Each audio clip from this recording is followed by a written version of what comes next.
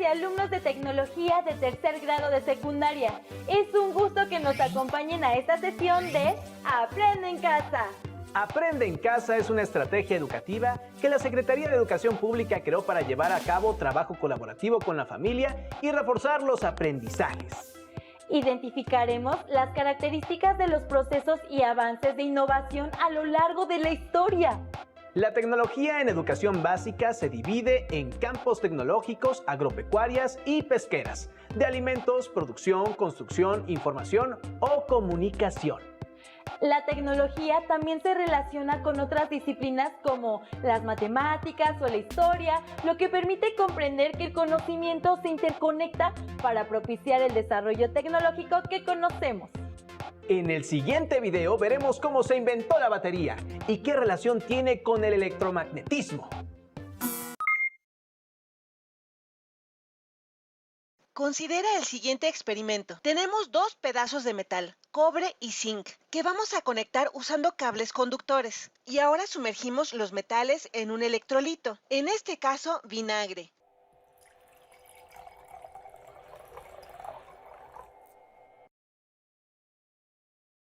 Observarán que se forman burbujas alrededor del zinc, pero no en el cobre. Los metales lucen diferentes de esta manera. Si ahora unimos los cables que conectan a ambos metales, algo cambia. Se empiezan a formar pequeñas burbujas alrededor de la terminal de cobre. Pareciera que algo es jalado del zinc a través del cable y resulta que este es un flujo de carga eléctrica. Conforme los electrones son jalados lejos del zinc hacia el cobre a través de la ruta conductora de los cables. Imaginen este flujo como resultado de un desequilibrio de cargas o presión eléctrica entre los dos metales. Comparemos la descarga instantánea que observamos con los experimentos de electricidad estática. A finales del siglo XVIII, Alessandro Volta había estado investigando este efecto. Más importante aún, se dio cuenta de que si se encadenaban estas celdas, se amplificaba este flujo de carga. Y para 1800, él simplificó más aún las cosas, eliminando la jarra que estaba proporcionando más electrolitos de los necesarios. Él escribió que algunas docenas de discos de cobre, por ejemplo estas monedas, junto con un número igual de piezas de zinc, él preparó pedazos de material esponjoso capaces de retener agua. Así que emparejó un pedazo de cobre con un pedazo de zinc, siempre con el mismo orden, y siempre ponía un pedazo de material húmedo entre estos discos. Y continuó haciendo esto hasta tener una columna lo más alta posible, sin que se cayeran. Esto es famosamente conocido como la pila voltaica, la primera batería o pila en la historia en tener un flujo continuo de carga eléctrica o corriente.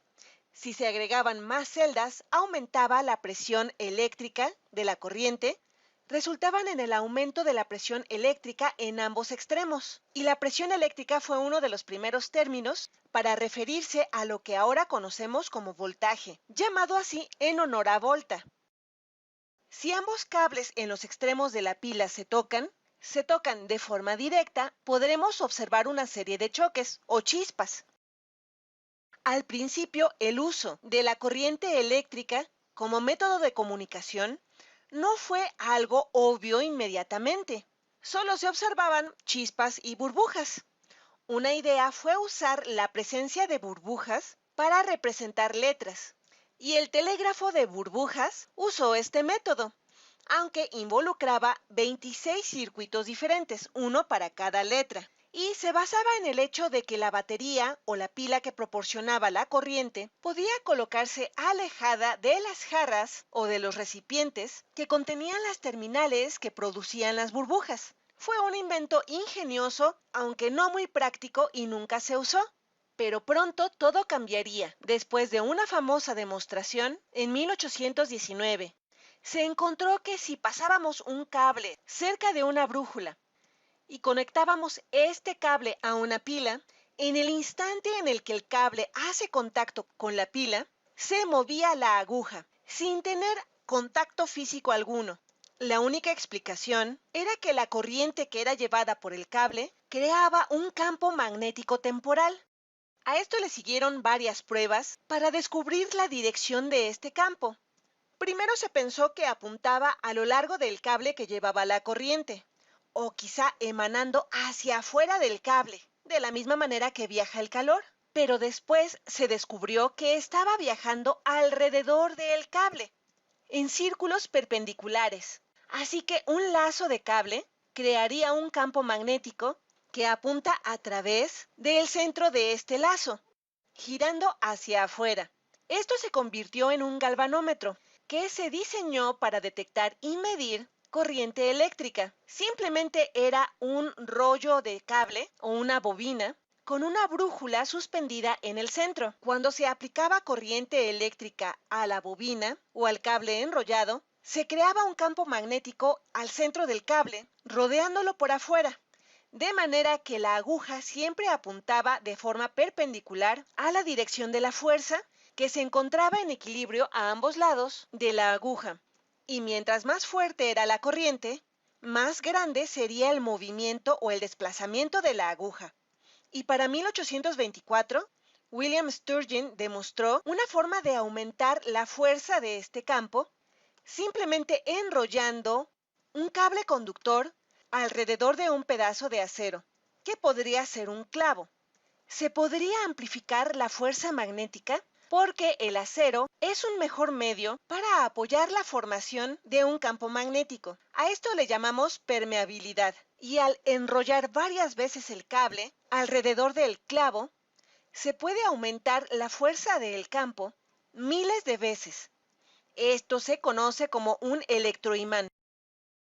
Así que de pronto era posible crear un campo magnético que podía mover agujas con precisión y fuerza usando una corriente eléctrica aplicada a la distancia, usando un cable enrollado largo y una batería potente.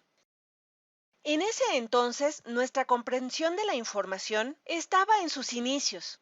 Las personas pensaban en la información de un mensaje como el número de letras en un mensaje, así que la meta era intuitiva: ver quién podía encontrar una forma rápida de transmitir letras, y quien tuviera el sistema más rápido, entonces podría reducir el costo por mensaje para el receptor usando este sistema. Y una mina de oro esperaba para aquella persona que lograra hacer esto primero. Existen diferentes tipos de baterías, por ejemplo, de plomo ácido, de níquel cadmio y de iones de litio. Su utilidad es diversa: para el encendido de un automóvil, para que funcione el control remoto de la televisión o para que encienda un teléfono celular. La innovación de la técnica se observa también cuando ocurren conflictos bélicos. Aunque sabemos es mejor promover una cultura de paz entre las personas, comunidades, estados y países. Veamos el siguiente video. La Gran Guerra, que posteriormente fue conocida como la Primera Guerra Mundial, enfrentó a las naciones con intereses imperialistas. Grandes potencias como Gran Bretaña, Francia y Alemania, entre otros, deseaban dominar los recursos económicos de las colonias en Asia y África y someter a otros países. Una de las consecuencias de este enfrentamiento militar a gran escala fue que la industria de estos países se puso al servicio de la guerra y crearon armas que eran más rápidas y mortíferas, como ametralladoras, granadas, tanques, aviones, buques y submarinos e incluso armas químicas. Las armas químicas generaron mucho temor entre las tropas, pues se trataba de un arma misteriosa que causaba efectos distintos a los de las armas convencionales, y para protegerse de esos gases mortíferos se inventó la máscara antigás. Francia fue uno de los países que utilizó sustancias químicas durante la Primera Guerra Mundial. El agente químico fue lanzado primero con granadas de mano y después con granadas de fusil. No obstante, el volumen del agente tóxico era tan pequeño que su efecto era prácticamente nulo, sobre todo al emplearse al aire libre. En enero de 1915, durante la batalla de Bolimov, Polonia, los alemanes lanzaron contra las tropas rusas miles de proyectiles que contenían bromuro de sililo, un gas lacrimógeno, pero las bajas temperaturas impidieron que el gas se vaporizara y el ataque fracasó. Fue hasta 1915, durante la Segunda Batalla de Ypres, en Bélgica, que las armas químicas dieron el resultado esperado. Debido a que el gas es volátil, para evitar dañar a sus propias tropas, los alemanes esperaron a que el viento soplara hacia su enemigo y lanzaron 170 toneladas de gas cloro contra esas trincheras. De este modo, consiguieron formar una gran nube amarilla de cloro que afectaba a la respiración de los soldados, y después de largos minutos de agonía, morían ahogándose en sus propios fluidos corporales. Al mirar esa nueva forma de ataque, los soldados huyeron despavoridos. Este uso de gases químicos tóxicos por Alemania causó gran consternación, pues no solo producía daños físicos, sino también psicológicos. Por eso, fue necesaria la protección a gran escala contra los gases. En 1916, comenzó la producción de la primera máscara antigás, que consistía en un trozo de gamuza empapados en amoníaco y otros agentes químicos que neutralizaban el ácido de los gases. La tecnología mejoró rápidamente, proporcionando a los soldados máscaras más efectivas con filtros de carbón para neutralizar el veneno. El desarrollo de las armas químicas continuó durante la Tercera Batalla de Ypres. Los alemanes utilizaron unos 50.000 proyectiles cargados con el agente químico que fue bautizado como hiperita. Este agente químico también fue conocido como gas mostaza por el olor de sus vapores. Pero la hiperita no es un gas, sino un líquido que en contacto con la piel no produce heridas inmediatas, aunque después de varias horas aparecen lesiones, por lo que los combatientes en un primer momento no se daban cuenta que habían estado expuestos a una sustancia tóxica. Las máscaras con filtros de carbón no eran efectivas contra la hiperita, por lo que los soldados debieron protegerse con prendas impermeables. Al término de la Primera Guerra Mundial, varias naciones desarrollaron industrias de armamento, incluidas armas químicas.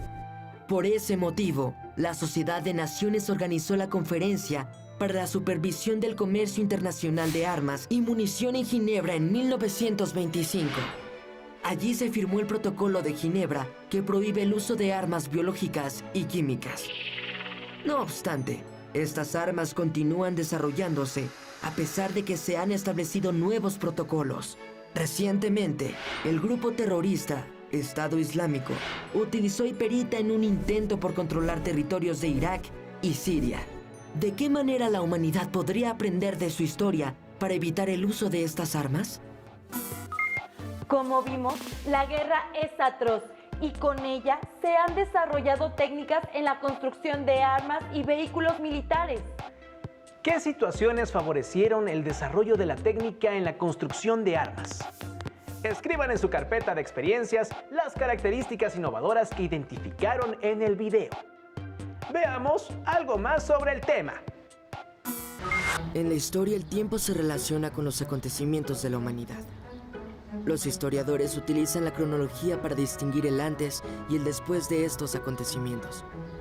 En orden cronológico, podemos decir cómo hemos cambiado por las cosas que nos han sucedido. Cuando perdimos nuestro primer diente, cuando obtuvimos el certificado de primaria o cuando nos cambiamos de casa. Pero no todo cambia. También hay cosas que permanecen, que se mantienen constantes y que siguen formando parte de la historia. Por ejemplo, nuestra lengua materna, creencias o valores y algunas formas de vida. Con estas dos nociones, cambio y permanencia, podemos contar nuestra historia y la de la humanidad. Antes de la Revolución Industrial, se utilizaban carruajes tirados por caballos sobre caminos de tierra.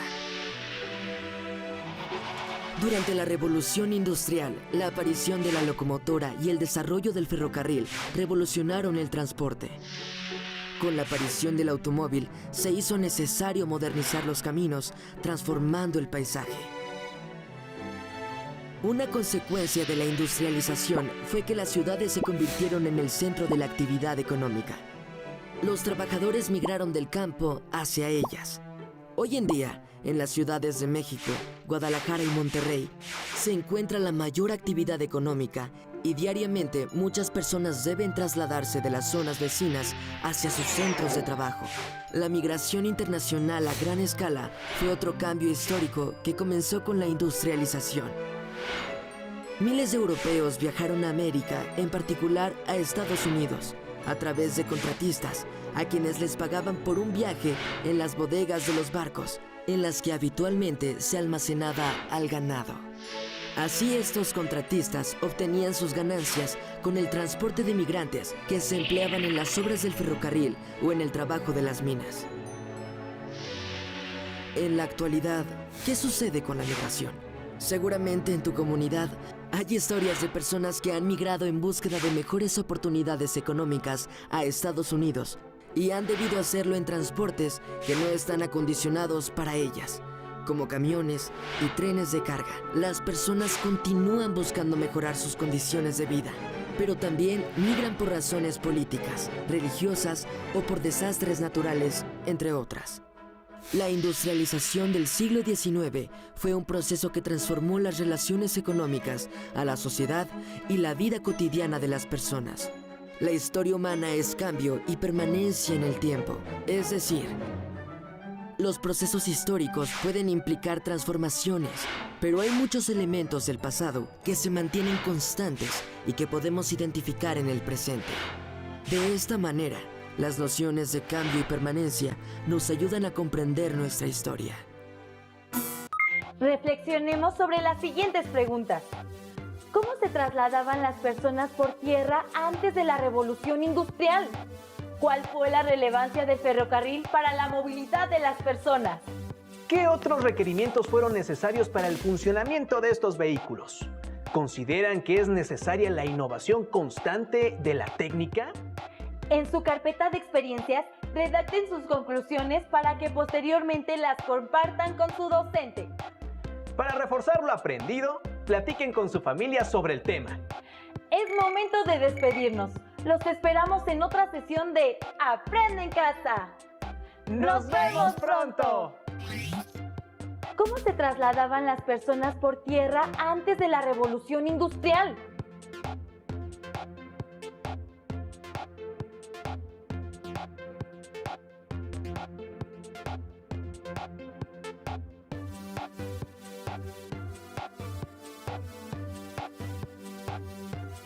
¿Cuál fue la relevancia del ferrocarril para la movilidad de las personas?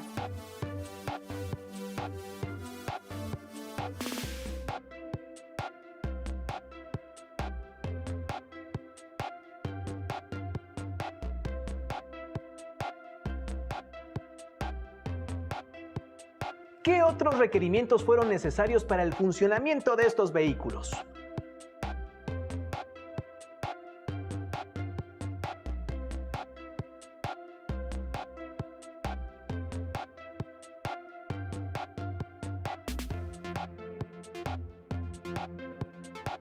¿Consideran que es necesaria la innovación constante de la técnica?